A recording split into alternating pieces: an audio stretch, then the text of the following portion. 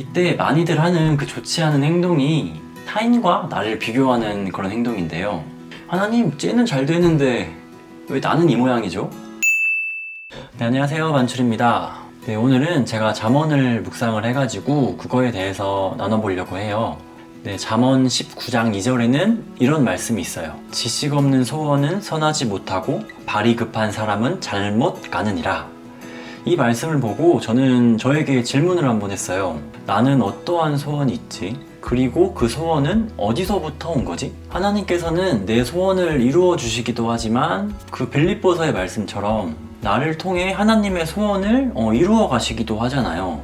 그래서 그런지 본문에는 지식 없는 소원이라고 나와 있는데 저는 그 지식 없는 소원이 하나님이 없는 소원 이렇게 읽히더라고요. 그죠? 하나님이 없는 소원은 나의 소망인데 나의 소망은 아마 선하지 못했던 경우가 참 많았던 것 같아요.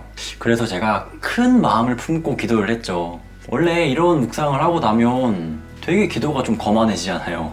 하나님, 나에게 말씀만 해주세요. 내가 하나님의 소원을 이루어 드리겠습니다. 하나님께서 나를 통해서 이루고 싶으신 그 하나님의 소원은 무엇입니까? 이렇게 기도를 했을 때 막 거창한 게 떠오를 줄 알았어요. 근데 다른 건 떠오르지 않고 지금 저에게 맡겨진 그 일들이 생각이 나더라고요. 그러면서 제가 지금까지 살아왔던 시간이 머릿속에서 쭉 지나갔는데 한순간도 은혜가 아닌 적이 없었고 지금 이 직업을 가지는데 그 필요한 역량들을 쌓을 수 있도록 하나님이 계획하셨다는 것도 알 수 있었어요. 그래서 내가 잘못 살지는 않았구나.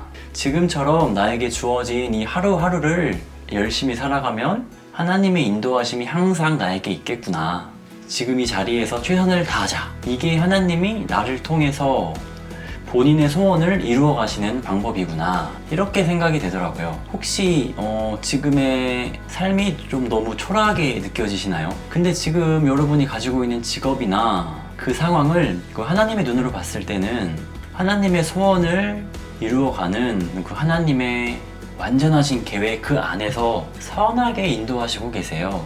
근데 솔직히 자신의 삶이 초라하다고 생각되는 그 순간에는 하나님께 감사하기 참 어렵죠. 이때 많이들 하는 그 좋지 않은 행동이 타인과 나를 비교하는 그런 행동인데요.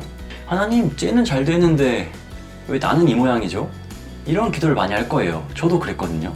그리고 더 나아가서 이렇게 불평불만이 쌓이면 하나님의 손을 놓기도 해요.